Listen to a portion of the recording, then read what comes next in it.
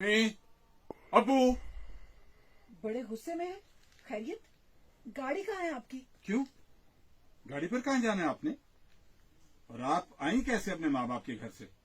बस खुद ही आ गई, आप तो लेने नहीं आए। ये गुलामियां नहीं होती मुझसे।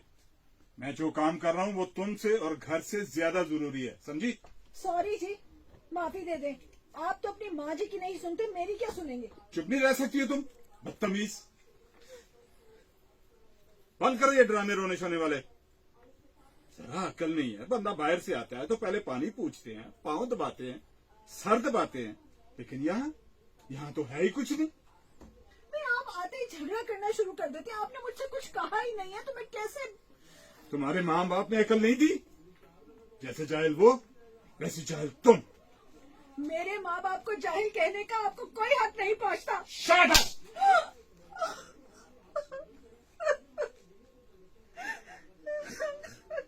बातें करती है। ताली मारी या थप्पड़ नहीं मारा, पहले बता रहे।